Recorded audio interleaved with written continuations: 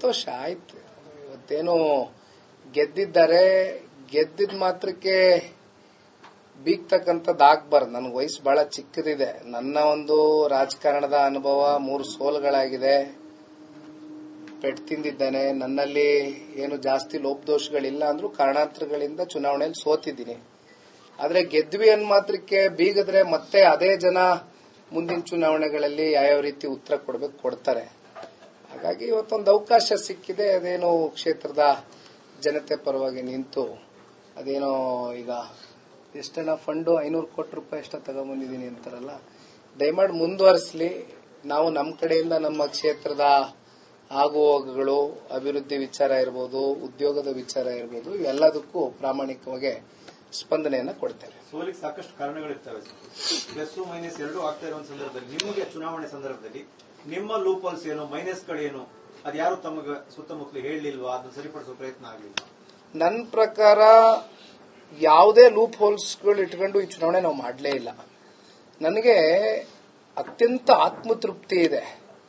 ಬಹುಶಃ ಜೆಡಿಎಸ್ ಪಕ್ಷದ ಇತಿಹಾಸದಲ್ಲಿ ಇಂಥ ಒಂದು ಐತಿಹಾಸಿಕವಾದಂಥ ಚುನಾವಣೆ, ಇತಿಹಾಸದ ಪುಟಗಳಲ್ಲಿ ಉಳ್ಕೊಳ್ತಕ್ಕಂಥ ಚುನಾವಣೆ, ಫಲಿತಾಂಶ ನನ್ನ ಪರವಾಗಿ ಬರದೇ ಹೋದ್ರೂ ಕೂಡ ಎಲ್ಲೂ ಕೂಡ ನಾವು ಎಡವಿಲ್ಲ.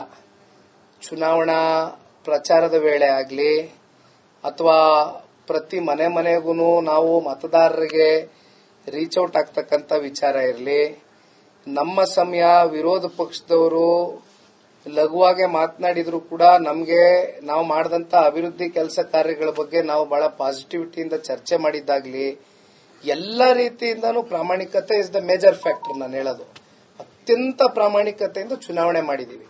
ಹಾಗಾಗಿ ಇಲ್ಲೇನು ಲೂಪ್ ಹೋಲ್ಸ್ ಅಂತಕ್ಕಂಥದ್ದೇನಿಲ್ಲ. ಒಂದು ನಿಮ್ಗೆ ಹೇಳ್ದಂಗೆ ಎಲ್ಲೋ ಒಂದು ಸಮುದಾಯ ನಾವು ಬಹಳ ನಂಬಿದ್ದೇವೆ, ಇಲ್ಲಿವರೆಗೂ ನಂಬಿದ್ದೇವೆ.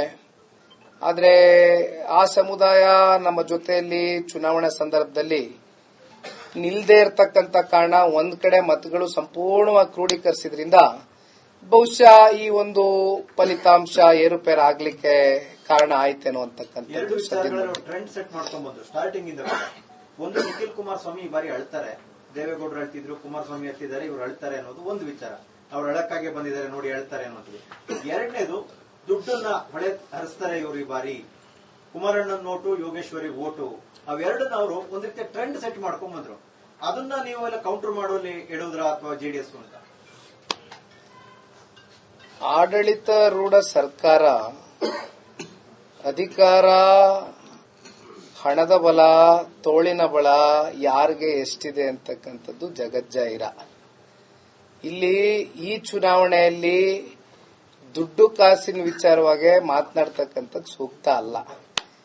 ಏಕೆಂದ್ರೆ ನನಗೆ ಒಬ್ಬ ಯುವಕನಾಗಿ ಒಳಗಡೆ ಆತಂಕ, ಚುನಾವಣೆಗಳಲ್ಲಿ ಒಂದು ದುಡ್ಡು ಕಾಸಿನ ಹಣದ ವ್ಯವಸ್ಥೆಗಳು ಕನಿಷ್ಠ ಪಕ್ಷ ಮುಂದಿನ ದಿನಗಳಲ್ಲಾದ್ರೂ ಇವೆಲ್ಲವನ್ನ ಒಂದು ಕಡಿವಾಣ ಹಾಕಬೇಕು ಅಂತಕ್ಕಂಥದ್ದು ನನ್ನ ಅಭಿಪ್ರಾಯ.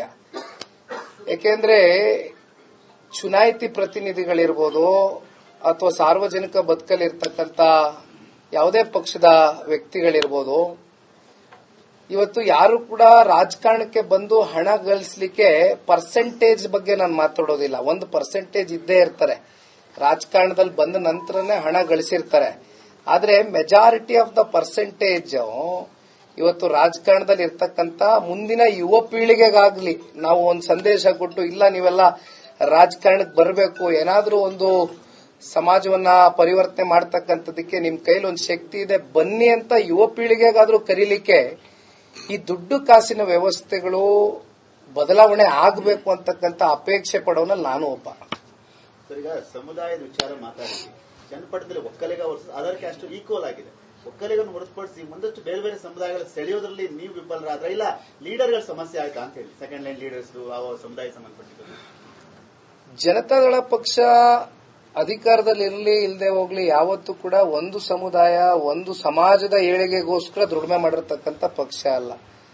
ಸರ್ವ ಜನಾಂಗದ ಶಾಂತಿಯ ತೋಟ ರಚನೆ ಮಾಡಬೇಕು ಅಂತ ಸನ್ಮಾನ್ಯ ಕುಮಾರಣ್ಣ ಅವರು ಯಾವಾಗ್ಲೂ ಏನು ಹೇಳ್ತಾ ಇರ್ತಾರೆ, ಹೃದಯ ತುಂಬಿ ಹೇಳ್ತಾ ಇರ್ತಾರೆ. ಆ ರೀತಿ ನಾವು ಸರ್ವರಿಗೂ ನೀವು ಯಾವ ಜಾತಿ, ಯಾವ ಸಮುದಾಯ, ಯಾವ ಧರ್ಮಕ್ಕೆ ಸೇರಿದೀರಾ ಅಂತಕ್ಕಂಥದ್ದು ಎಂದೂ ಪ್ರಶ್ನೆ ಮಾಡಿಲ್ಲ ನಾವು. ಆದ್ರೆ ಬಹುಶಃ ವಿಪರ್ಯಾಸ ಒಂದಂತೂ ಸತ್ಯ. ನಾವು ಮೊನ್ನೆ ಚುನಾವಣೆ ಸಂದರ್ಭದಲ್ಲಿ ಹೇಳಿದ್ವಿ, ಹತ್ತತ್ರ 1,500 ಕೋಟಿಯಷ್ಟು ಅನುದಾನ ತಗೊಂಬಂದು ನಾವು ಚನ್ನಪಟ್ಟಣ ತಾಲೂಕಿನ ಅಭಿವೃದ್ಧಿಗೆ ಹೂಡಿಕೆ ಮಾಡಿದ್ವಿ. ಆದ್ರೆ ನಮ್ಮಲ್ಲಿ ಪ್ರಚಾರದ ಕೊರತೆ, ನಾವು ಪ್ರಚಾರ ಪಡೆದುಕೊಳ್ಳಿಕ್ ಹೋಗಿಲ್ಲ. ಅದು ಬಹುಶಃ ನಮ್ಮಲ್ಲಿ ಇರುವಂತ ದೊಡ್ಡ ಲೋಪದೋಷ ಅಂತಕ್ಕಂಥದ್ನ ನಮಗೆ ಅರಿವಾಗಿರುವಂತದ್ದು. ನಾವು ಚುನಾವಣೆ ಸಂದರ್ಭದಲ್ಲೇ ನಾವು ಮಾತನಾಡ್ತಾ ಇದ್ವಿ, ಈಗ 10 ರೂಪಾಯಿ ಕೆಲಸ ಮಾಡಿದ್ರೆ 100 ರೂಪಾಯಿ ಅಷ್ಟು ಇವತ್ತು ಪ್ರಚಾರ ಪಡ್ಕೊಳ್ತಕ್ಕಂತ ಸಮಾಜದ ಮಧ್ಯೆ ಇವತ್ತು 1000 ರೂಪಾಯಿ ಕೆಲಸ ಮಾಡಿ 10 ರೂಪಾಯಿ ಕೂಡ ನಾವು ಪ್ರಚಾರ ಪಡ್ಕೊಂಡಿಲ್ವಲ್ಲ ಅಂತಕ್ಕಂಥದ್ನ ಬಹುಶಃ ಆ ವಿಚಾರ ಅಂತೂ ನಾವು ಹೇಳ್ಬೋದು. ಇವತ್ತಾದ್ರೆ ನಾವು ಯಾವತ್ತು ಒಂದ್ ಸಮುದಾಯ ಜಾತಿ ಪರವಾಗಿ ಕೆಲಸ ಮಾಡಿಲ್ಲ, ಎಲ್ಲರ ಜೊತೆಯಲ್ಲೂ ಇದ್ದೇವೆ, ಮುಂದೆನೂ ಇರ್ತೇವೆ. ಪ್ರಚಾರದ ಬಗ್ಗೆ ಹೇಳಿದೆ. ಹಿಂದೆ ನಿಮ್ಮ ಎಲೆಕ್ಷನ್ 19 ಎಲೆಕ್ಷನ್ ಕೂಡ ಕುಮಾರಸ್ವಾಮಿ ಅವರು ಮುಖ್ಯಮಂತ್ರಿ ಆಗಿದ್ರು, ರೈತರ ಸಾಲ ಮನ್ನಾ ಮಾಡಿದ್ರು. ಅದಾದ ನಂತರದಲ್ಲಿ ಸಾಕಷ್ಟು ಒಂದು ವಿವಾದಗಳು ಬಂದಾಗ ಒಂದು ಸಮುದಾಯಗಳ ಜೊತೆ ನಿಂತಿದ್ರು ಅವರು. ಅಂದ್ರೆ 23 ಎಲೆಕ್ಷನ್ ಆಗ್ಬೋದು, ಮತ್ತೆ ಈ ಎಲೆಕ್ಷನ್ ಕೂಡ ಪ್ರಚಾರದ ವಿಚಾರ ಮಾತಾಡಿ ಅಲ್ಲಿಂದ ಇಲ್ಲಿವರೆಗೆ ಅದನ್ನ ಸರಿ ಮಾಡ್ಕೊಳಕ್ ಆಗ್ಲಿಲ್ವಾ ಅಂತ. ತಾವು ಒಳ್ಳೆ ಪಾಯಿಂಟ್ ನಾನು ಮಿಸ್ಔಟ್ ಮಾಡಿದ್ದೆ. ಈಗ ರೈತರ ಸಾಲ ಮನ್ನಾ ಬಗ್ಗೆ ನೀವೇನು ಚರ್ಚೆ ಮಾಡ್ತೀರಿ, ಈಗ ರೈತರ ಸಾಲ ಮನ್ನಾ ಬರೀ ಹಳೆ ಮೈಸೂರು ಪ್ರಾಂತ್ಯದಲ್ಲಿ ಅಷ್ಟೇ ಆಗಿಲ್ಲ. ಯಾಕಂದ್ರೆ ನಮ್ಗೆ ನಮ್ಮ ಪಕ್ಷ ಬಲಿಷ್ಠವಾಗಿರುವಂತದ್ದು ಹಳೆ ಮೈಸೂರು ಪ್ರಾಂತ್ಯ, ಇದು ವಾಸ್ತವ. ಒಂದು ಹಂತದ ಬಲಿಷ್ಠತೆ ಇರುವಂತದ್ದು ನಮಗೆ ಹಳೆ ಮೈಸೂರು ಪ್ರಾಂತ್ಯ. ಆದ್ರೆ ಉತ್ತರ ಕರ್ನಾಟಕಕ್ಕೆ ಹೋದ್ರೂ ಕೂಡ irrespective of cost and community ಪ್ರತಿಯೊಬ್ಬರಿಗೂ ರೈತರ ಸಾಲ ಮನ್ನಾ ಆಗಿದೆ. ಹಾಗಾಗಿ ಮುಂದಿನ ದಿನಗಳಲ್ಲಿ ಏನು ಸನ್ಮಾನ್ಯ ದೇವೇಗೌಡರು ಸಾಹೇಬ್ರನ್ನ ನಾವೆಲ್ಲ ಹಿಂದೆ ಬಹಳ ಚಿಕ್ಕ ಹುಡುಗರು, ಆದ್ರೆ ದೇವೇಗೌಡರು ಸಾಹೇಬ್ರು ಕೂತ್ಕೊಂಡು ನಮಗೆ ಒಂದಷ್ಟು ಪಾಠಗಳು ಮಾಡ್ತಾ ಇರ್ತಾರೆ, ಒಂದಷ್ಟು ಅವ್ರ ಇತಿಹಾಸವನ್ನ ತಿರ್ಚಬೇಕಾದ್ರೆ ನೋಡ್ತಾ ಇರ್ತೇವೆ. ಎಲ್ಲ ಸಮುದಾಯ ಜಾತಿಗಳಿಗೂ ಕೂಡ ಸಮಚಿತ್ತವಾಗಿ ಒಂದು ಶಕ್ತಿಯನ್ನು ತುಂಬಿಸ್ತಕ್ಕಂಥ ಕೆಲಸ ಸನ್ಮಾನ್ಯ ದೇವೇಗೌಡರು ಸಾಹೇಬ್ರು ಮಾಡ್ಕೊಂಡ್ ಬಂದಿದ್ದಾರೆ. ಇವೆಲ್ಲವನ್ನ ಒಂದು ಮಾರ್ಗದರ್ಶನದ ರೀತಿ ನಾವು ಕೂಡ ಮುಂದಿನ ದಿನಗಳಲ್ಲಿ ನಮ್ಮ ಯುವ ಪೀಳಿಗೆ ಇರಬಹುದು ಅಥವಾ ಹಿರಿಯರನ್ನ ವಿಶ್ವಾಸಕ್ಕೆ ತಗೊಂಡೋಗ್ತಕ್ಕಂಥ ಕೆಲಸವನ್ನ ಸಂಘಟನೆಯ ದೃಷ್ಟಿಯಿಂದ ಮಾಡ್ತೇನೆ. ನಾನು ಸಂಘಟನೆ ಮಾಡ್ತೀನಿ, ಕಾರ್ಯಕರ್ತರಿಗೆ ಧೈರ್ಯ ತುಂಬುತ್ತೀನಿ. ಬಹುಶಃ ದೇವೇಗೌಡರ ಮೊಮ್ಮಗನಾಗಿ ಕುಮಾರಸ್ವಾಮಿಯ ಮಗನಾಗಿ ನಿಮ್ಮ ಮುಂದೆ 2 ಮಾಡೆಲ್ ಇದೆ. ಒಂದು ದೇವೇಗೌಡರ ಮಾಡೆಲ್ ಪಾಲಿಟಿಕ್ಸ್, ಇಲ್ಲ ಕುಮಾರಸ್ವಾಮಿ ಅವರ ಮಾಡೆಲ್ ಪಾಲಿಟಿಕ್ಸ್. ನಿಮಗೆ ಯಾವ್ದು ಅನಿವಾರ್ಯ ಅಥವಾ ಅಗತ್ಯ ಅಂತ ಅನ್ಸುತ್ತೆ? ನನ್ನ ಅಭಿಪ್ರಾಯದಲ್ಲಿ ಪ್ರತಿಯೊಬ್ಬರ ವ್ಯಕ್ತಿಯಲ್ಲೂ ಕೂಡ ಈಗ ಬಹುಶಃ ಕುಮಾರಣ್ಣನಿಗೆ ಇರ್ತಕ್ಕಂಥ ಹೃದಯವಂತಿಕೆ ಏನಿದೆ, ಹೃದಯ ವೈಶಾಲ್ಯತೆ ಗುಣಗಳು, ಹೃದಯವಂತಿಕೆ ಬಹುಶಃ ಸಾರ್ವಜನಿಕ ಬದುಕಿಗೆ ಬಂದ ಮೇಲೆ ಎಲ್ಲವೂ ಕೂಡ ಒಂದು ರೀತಿ ಲೆಕ್ಕಾಚಾರದ ರೀತಿ ರಾಜಕಾರಣಗಳು ನಡೆಯುತ್ತೆ. ಆದ್ರೆ ನಮ್ಮ ತಂದೆ ಅಂತ ಹೇಳ್ತಕ್ಕಂಥದ್ದೆಲ್ಲ ಇವತ್ತು ಇಡೀ ರಾಜ್ಯನೂ ನೋಡಿದ್ದಾರೆ. ಸನ್ಮಾನ್ಯ ಕುಮಾರಣ್ಣ ಅವರ ತಾಯಿ ಹೃದಯವನ್ನ ಯಾರೇ ಕಷ್ಟ ಅಂತ ಬಂದರೂ ಕೂಡ ಅವರು ಹೃದಯ ಮಿಡಿಯುತ್ತೆ. ಹಾಗಾಗಿ ಆ ಒಂದು ಗುಣ ಅಂತೂ ನಾನು ಖಂಡಿತವಾಗ್ಲೂ ಸನ್ಮಾನ್ಯ ನಮ್ಮ ತಂದೆಯವರಲ್ಲಿ ಅಳವಡಿಸ್ಕೊಳ್ಳಿಕ್ಕೆ ಯಾವಾಗ್ಲೂ ಕೂಡ ಅಳವಡಿಸ್ಕೊಳ್ಳಿಕ್ಕೆ ಅನ್ನೋದಕ್ಕಿಂತ ಹೆಚ್ಚಾಗಿ ಇಟ್ ಶುಡ್ ಬಿ ನ್ಯಾಚುರಲ್. ಇನ್ನೊಬ್ರು ನೋವಲ್ಲಿದ್ದಾಗ ಅವರ ಜಾಗದಲ್ಲಿ ನಾವು ನಿಂತು ಯೋಚನೆ ಮಾಡ್ತಕ್ಕಂಥದ್ದಾಗಬೇಕು. ಆಗಲೇ ನಾವು ಜನಪ್ರತಿನಿಧಿಗಳು ಅಂತ ಅನ್ಸ್ಕೊಳ್ಳಕ್ಕೆ ಅರ್ಹರಿರ್ತೀವಿ. ಅದನ್ನ ಹೊರತುಪಡಿಸಿ ಈಗ ಸನ್ಮಾನ್ಯ ದೇವೇಗೌಡರು ಸಾಹೇಬರು ಬಂದು is N encyclopaedia of politics. ಅಲ್ಲಿ ಕಲಿತಕ್ಕಂಥದ್ದಕ್ಕೆ ಎಷ್ಟು ಆಳವಾಗಿ ಹೋದ್ರೂ ಅಷ್ಟು ಡೆಪ್ತ್ ಡೀಟೇಲ್ ಸಿಗುತ್ತೆ.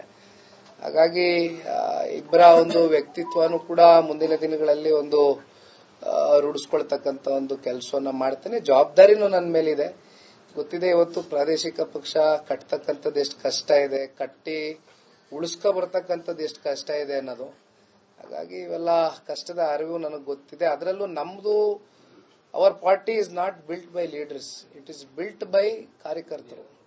ನಮ್ಮ ಪಕ್ಷ ಅತಿ ಹೆಚ್ಚು ಕಾರ್ಯಕರ್ತರು ಇರುವಂತ ಪಕ್ಷ ಜನತಾದಳ ಪಕ್ಷ.